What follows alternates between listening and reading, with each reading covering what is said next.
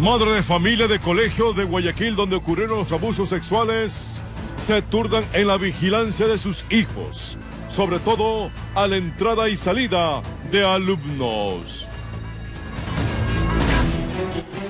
2 privados de libertad se fugaron del Centro de Rehabilitación Social de Bahía de Caracas. Cumplían una sentencia por robo. Las prefecturas del país marcharon en rechazo a la posibilidad de que estas autoridades sean elegidas solo por votación rural. En lo internacional, un doble crimen estremece a Estados Unidos. Una madre asesinó a 2 de sus 3 hijos quemándolos en el horno de la cocina. Así empieza la noticia. Emisión estelar.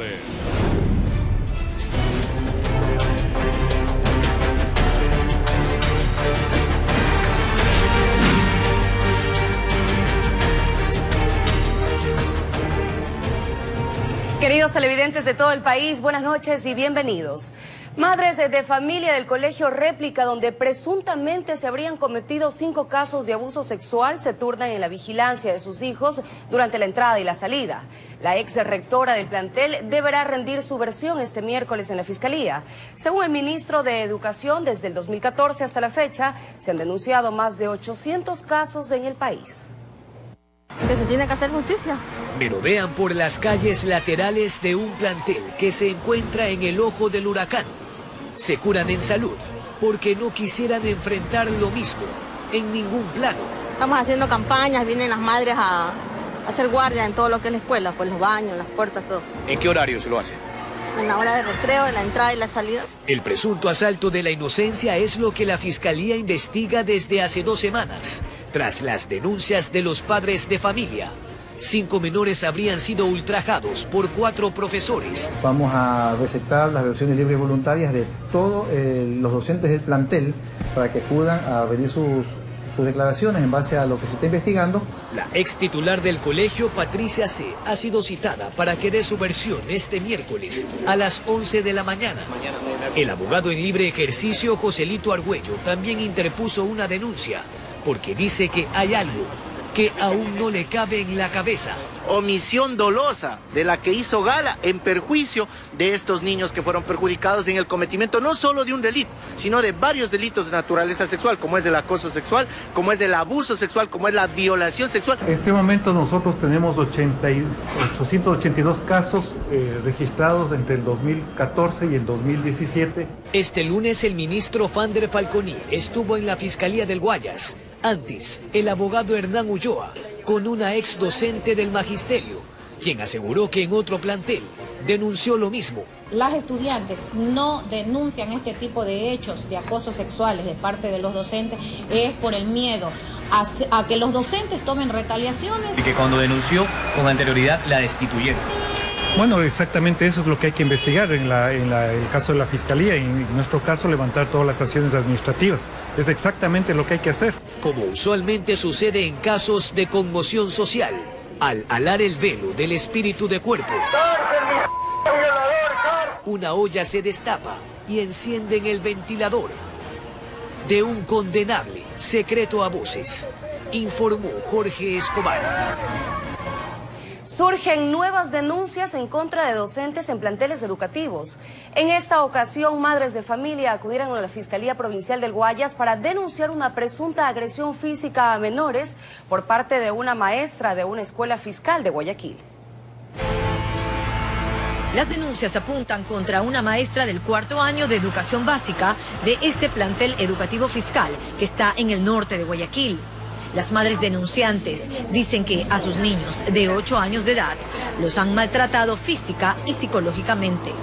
Ni siquiera le dio opción a preguntarle por qué tenía el libro. ¿Con la marca? No, con la mano.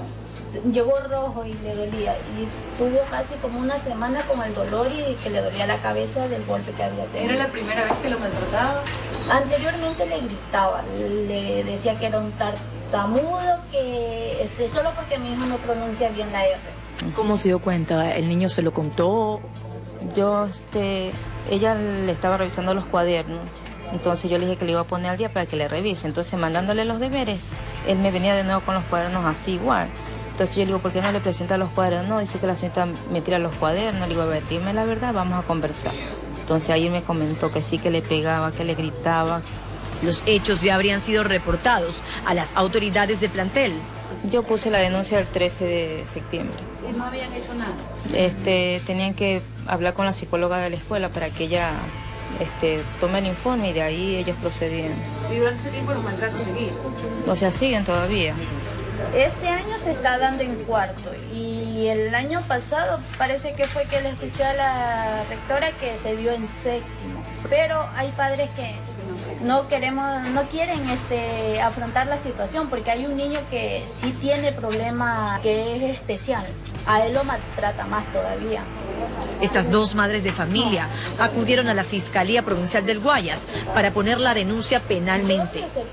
Y precisamente en estas dependencias también estuvo el ministro de Educación, quien ha dicho en reiteradas ocasiones que habrá cero tolerancia para cualquier caso de abuso a los estudiantes.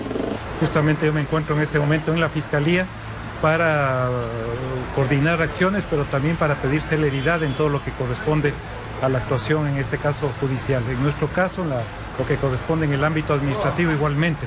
Tenemos que ser diligentes, prestar toda la información del caso. De ahí que ellas aspiran a que se haga justicia dentro de esta unidad educativa y que otras madres ya no callen por temor y se atrevan a denunciar. Informó Marcela Maquilón. La Comisión Legislativa Especial que investiga sobre los casos de abuso a menores recibió una nueva denuncia en contra de una academia de ballet. En la comisión esperan poder contribuir con reformas legales para combatir esta situación que alarma al país. La Comisión Ampetra, que investiga los casos de abusos a menores, recibió este martes una nueva denuncia. Esta vez se trata de varias adolescentes que habrían sido víctimas de abuso sexual durante su niñez en una academia de ballet en Quito. Yo hago danza igual desde que tengo 3 años de edad. Sufrí acoso y abuso sexual a los 12 años, 13 años.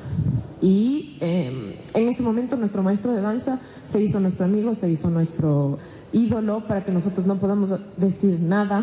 Les hablo de que utilizaba el arte para aprovecharse de nosotros, para tocarnos, para besarnos, para encerrarnos a solas. Hemos notado en su comparecencia que no han tenido el apoyo que ellos hubieran esperado de la parte administrativa que hace el Estado ecuatoriano, de la parte legal. En la comisión aseguran que con este son al menos 11 casos que se han venido denunciando. Estimamos que serían 400 víctimas. Vamos a reunirnos, inclusive estamos proponiendo hacer una reunión cerrada de todas las víctimas con el presidente de la Asamblea. Que desde la Asamblea se busque impulsar reformas legales que permitan la reparación del daño a las víctimas. Debe haber una reparación de esos derechos. Hay una ley inclusive, o sea, que permite que el Estado asuma, pero a la vez, ¿no es cierto?, de que los victimarios también sean obligados a la reparación. Y que este trabajo de prevención y denuncia deberá ser interinstitucional para que funcione y que se deben dar las garantías legales a los denunciantes. ¿Dónde denuncio? Acudir con quién siento la confianza de que me va a proteger, porque una víctima, además de ser víctima, enseguida comienza, ¿no es cierto?, a ser acosada, a ser amenazada, a ser perseguida, a ser impedida de denunciar. Que aquí hay un tema que no solamente es en las instituciones educativas. Tenemos que revisar qué está pasando en la sociedad. ¿Qué está pasando en el núcleo más importante que tiene la sociedad, que es la familia? La comisión continuará receptando versiones y denuncias. Esperan poder elaborar un informe que guíe a los legisladores en torno a las reformas legales indispensables para la protección de los menores. Informó Javier Gallo. El seguimiento por parte de agentes policiales permitió grabar a sospechosos de integrar una banda delictiva dedicada al robo de viviendas en la capital. Los sujetos fueron detenidos en varios allanamientos realizados en el sur de Quito.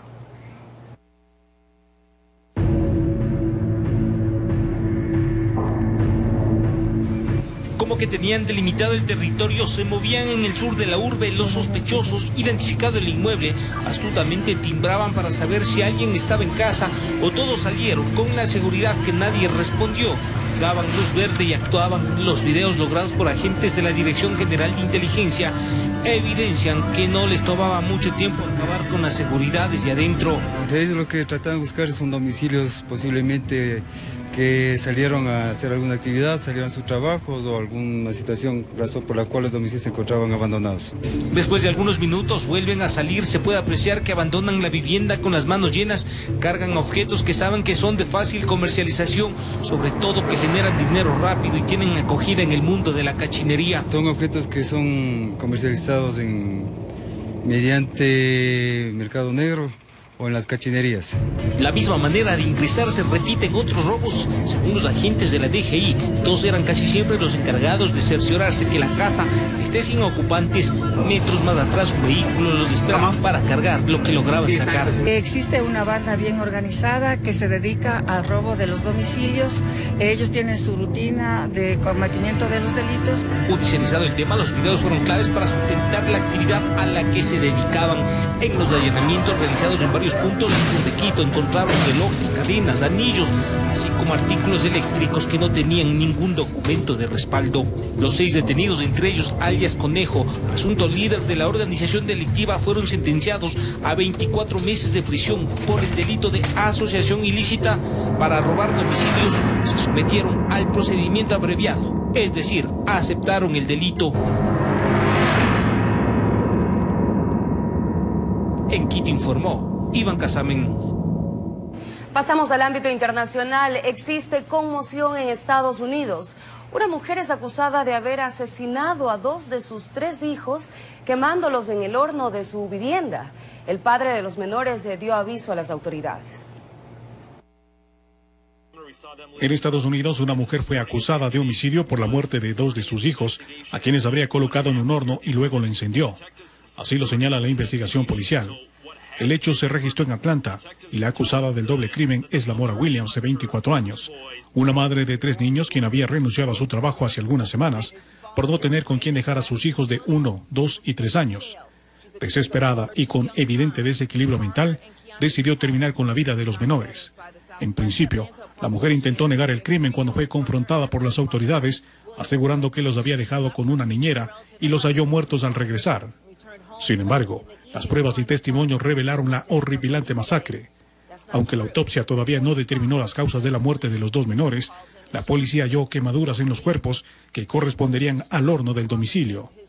Luego de cometer los asesinatos, Williams llamó en primer lugar a una amiga y luego al padre de los menores, quien finalmente fue quien alertó a la policía. El tercer hijo de la pareja, un niño de 3 años, fue encontrado a salvo, pero él habría sido quien presenció los traumáticos hechos. Informó Miguel Ángel Bedoya. De regreso a nuestro país, las prefecturas insisten en el archivo de la propuesta de reforma al Código de la Democracia. Las autoridades del Legislativo y Ejecutivo se comprometieron a revisar el documento que se analiza en la Asamblea Nacional. La convocatoria fue masiva. Representantes de las 23 prefecturas del país se concentraron en el Parque del Arbolito. Luego llegaron a la Asamblea Nacional, solicitando el archivo de la propuesta establecida por la CONAGOPARE para modificar el Código de la Democracia, que plantea que sea únicamente el sector rural el que elija los titulares de cada provincia. La Constitución determina la formación político-administrativa del territorio ecuatoriano, que está dada por el gobierno central, las regiones cuando los hubiere, las provincias, los cantones y las parroquias. Y en la Asamblea, 2 fueron los acuerdos establecidos. Uno de ellos, que el CAL revise la viabilidad del análisis de la propuesta, que actualmente reposa en la Comisión de Biodiversidad. Seguramente el día jueves tendremos ya el Consejo de Administración de la Legislatura y procesaremos la reconsideración planteada también. El segundo acuerdo fue conformar 5 mesas de trabajo integradas por autoridades locales para mejorar las competencias de cada territorio. Para ver qué competencias y cuánto de presupuesto tienen municipios, las prefecturas y las juntas parroquiales. Sin embargo, la aspiración de las 23 prefecturas es que la propuesta de modificación del Código de la Democracia se archive. Caso contrario, continuarán las movilizaciones. Aplicaremos las demandas de constitucionalidad y los instrumentos necesarios, así sea la movilización social, para impedir. La marcha continúa hacia Carondelet, donde fueron recibidos por el presidente Lenín Moreno. La Plaza de la República fue el sitio donde concluyó esta movilización, informó Sofía Vintimilla. Tras una persecución, la policía logró la detención del supuesto líder de una banda de robacarros. Sin embargo, en la audiencia de formulación de cargos, el implicado quedó libre.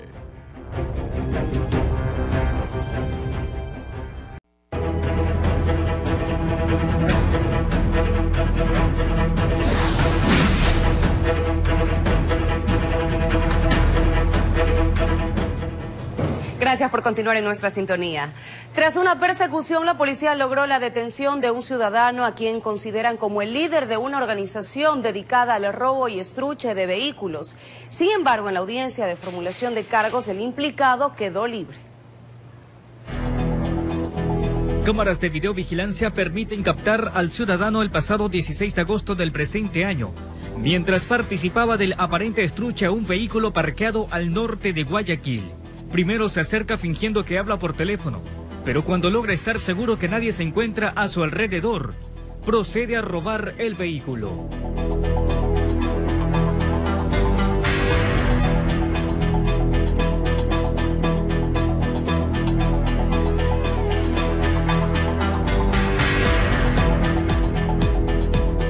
Que realizaba la modalidad de estruche, sobre todo en vehículos, camionetas Mazda BT50 y Gran Vitaras antiguos. Es decir, este ciudadano sería el líder de esta banda. El señor tiene 3 detenciones anteriores, 2 por robo y 1 por ocultación de cosas robadas. Días posteriores, el automotor fue recuperado. Desde ese momento y tras la toma de huellas por parte de criminalística, se logró determinar su identidad y emitir la respectiva boleta de captura. Pero fue recién la noche de este lunes, durante un recorrido de control realizado en la ciudadela Sociovivienda, noroeste de Guayaquil, cuando los uniformados se percataron que un individuo conducía un auto blanco, el mismo que acelera la marcha y procura esquivar la acción. Iniciando una persecución, la Policía Nacional, luego de unos 18 minutos de huida de este ciudadano, procedió a bajarse del vehículo y a coger un bus, en donde se logró la detención. En esos instantes se percatan que la placa que portaba el vehículo no le correspondía. Además, esa unidad se encontraba reportada como robada el pasado 31 de julio. Por tal motivo fue puesto a órdenes de la Fiscalía y luego sometido a la respectiva audiencia de formulación de cargos.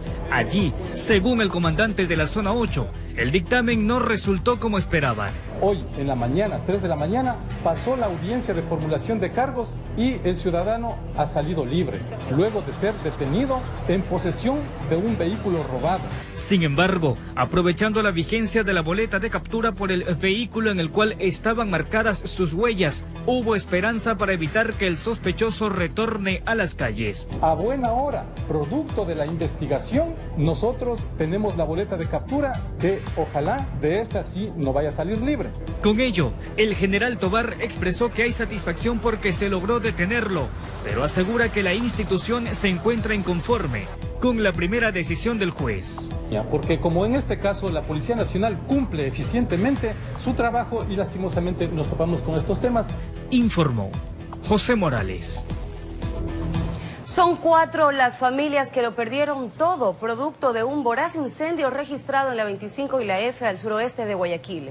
Los damnificados piden ayuda.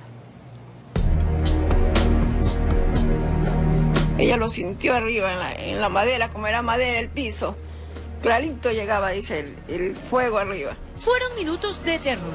Lunes 13:40 de la tarde. Los gritos de sus nietos la alarmaron para salir de casa. Yo salí por el patio de la vecina, porque todavía no se podía. Y se prendió, no sé cómo. Yo le pedí a toda mi casa para yo vivir. Pero más piso, ayuda. Y ropa porque no tenemos, nos quedamos en blanco. En la 25 y la F, suburbio de Guayaquil, las llamas consumieron la vivienda en la que vivían 14 personas de 4 familias. Lo que se dice es coger y salir corriendo, coger a mi niña y decirle a mi mamá que estaban bañándose, que saliera porque estaba en la llama. Yo lo que coger y salir corriendo y pedir ayuda. Mi hija está que llora en llanto porque ella casi se quema. Porque ella llega y se acuesta a la cama y justo que la llama subía para arriba, nosotros en ese cuarto. Y sentía, dice, vapor, mami, salgo corriendo. Dice, antes que yo todavía ni el uniforme se lo había sacado. están sin nada y como familias se toman de las manos para llenarse de fuerzas. Recuerdan que gracias a Dios fueron pérdidas materiales. Dieron una ropita a todas las amigas y aquí no. Aquí todas las amigas, pero cocina todo, no tenemos nada. No tenemos a dónde cocinar nada. Todo quedó en cenizas, electrodomésticos, ropa, víveres, colchones. La tristeza y desesperación embarga a las 4 familias. Nosotros como Ministerio de Salud Pública, nuestra obligación es venir a hacernos presentes al territorio. Justamente estamos con los equipos de atención integral en salud, un médico, una enfermera, un técnico de atención primaria en salud y también hemos conllevado la ayuda también de un psicólogo, quien va a estar pues prestando la contingencia a las familias, ya que son varias familias afectadas y distintos niños. Necesitan de todo, se han quedado en la calle y apelamos a la solidaridad de los ecuatorianos. Puede comunicarse al 099 48 17 261. Informó Pilar Vera. La Fiscalía General del Estado, mediante un comunicado, informó sobre el proceso que se ha emprendido en contra del perito acusado de cambiar los nombres de quienes fueron involucrados en los audios filtrados de los diálogos dentro del caso Odebrecht. El perito habría cambiado el nombre de Jorge Glass por el de Lazo en la transcripción realizada de esa conversación. Fue el pasado 25 de junio que la Fiscalía ordenó la prisión del perito José Luis Fuentes. El motivo: se había detectado que la gente había cambiado los nombres en una de las transcripciones de los audios filtrados en el caso Odebrecht. El diálogo era entre el ex contralor Carlos Polit y José Consensao, el delator de Odebrecht.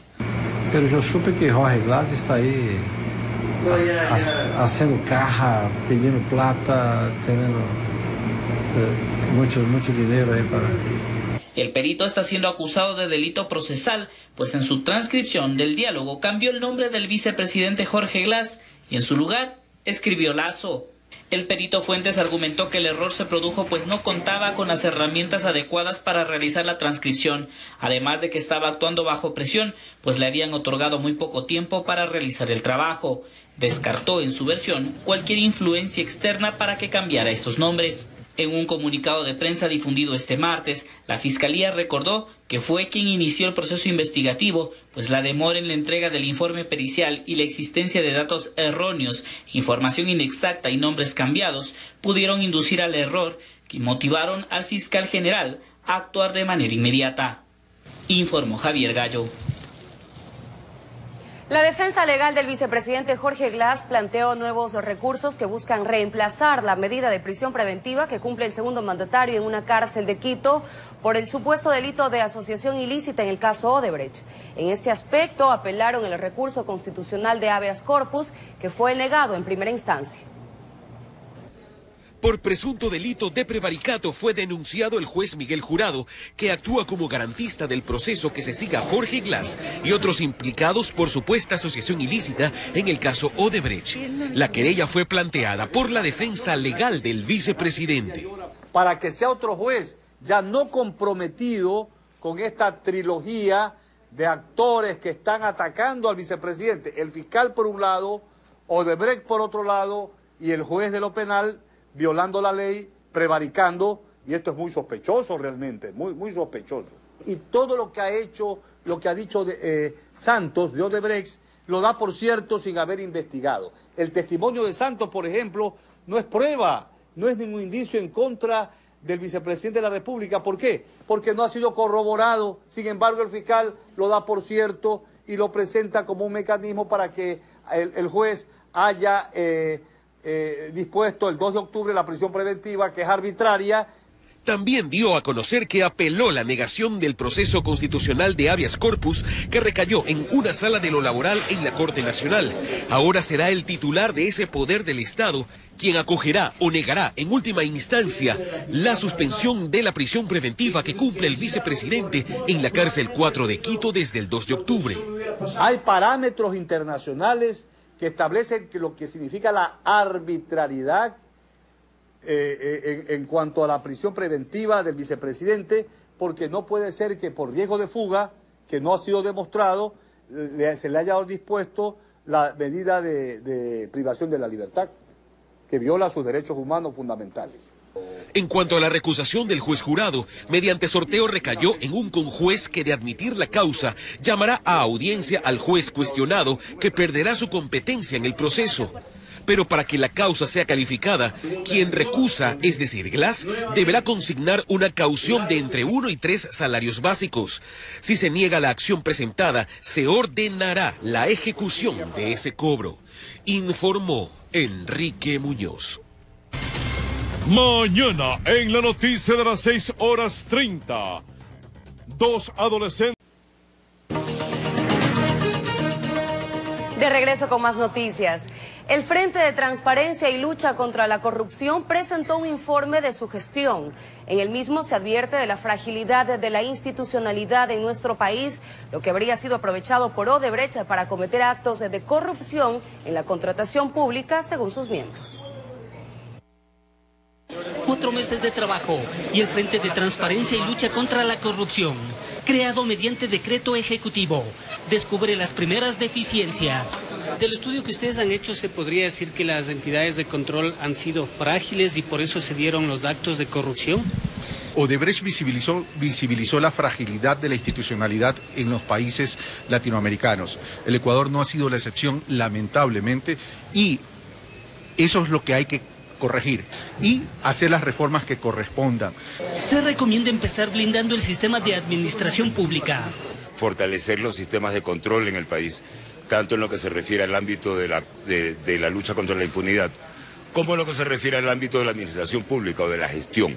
Una de las alternativas es crear un sistema nacional de coordinación y control, ya que se ha detectado que muchos de los problemas en materia de ausencia y transparencia y problemas de corrupción están dados no solo por el incumplimiento de normas, sino también por la falta de coordinación.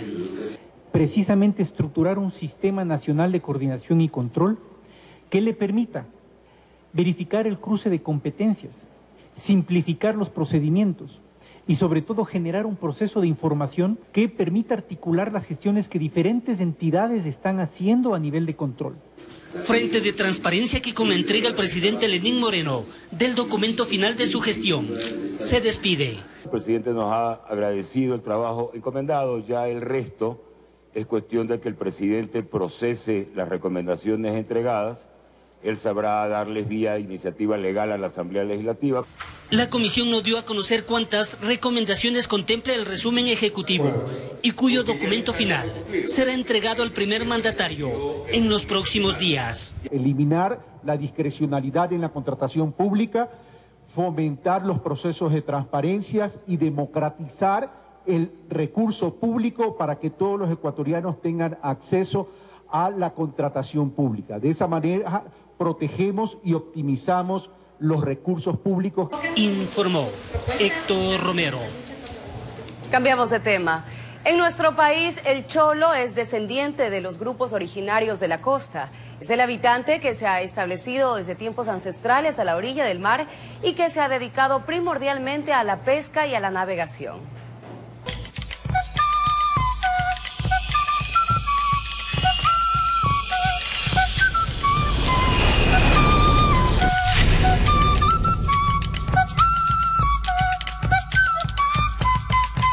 El cholo pescador constituye una identidad cultural y étnica tan fuerte y arraigada que lo distingue de los otros habitantes del Ecuador. Hoy conoceremos su historia y su evolución.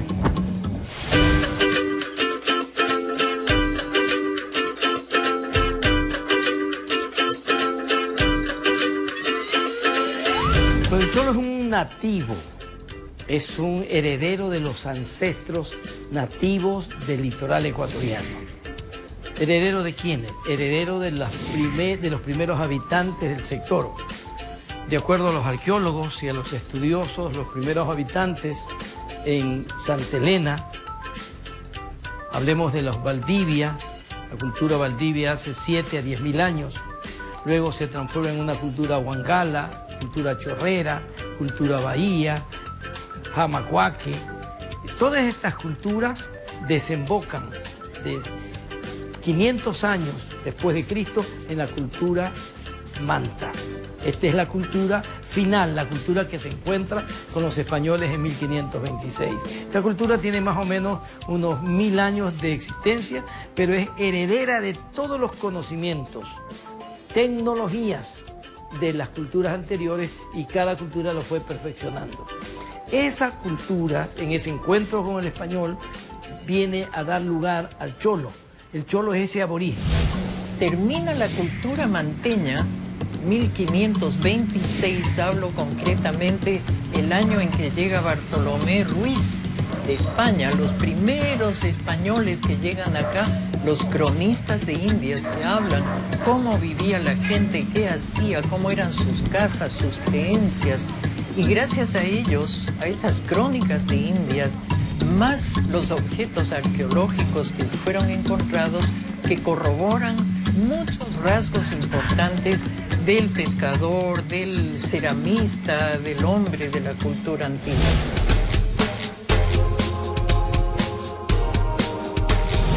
Estos elementos van dando lugar a que este habitante, que ya le estamos llamando cholo de manera despectiva, porque su piel es cobriza, no es blanca como la del Montubio, que es inmigrante, no es negra como la del afroecuatoriano, que viene del África, no es como el nativo de la sierra, con quien todavía no se integra, se desconocen por la falta de comunicación.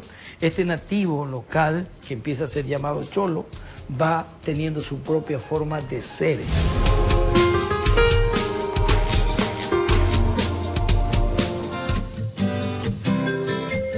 Amigos, así nos despedimos, pero no cambie de canal. Enseguida Copa. Buenas noches.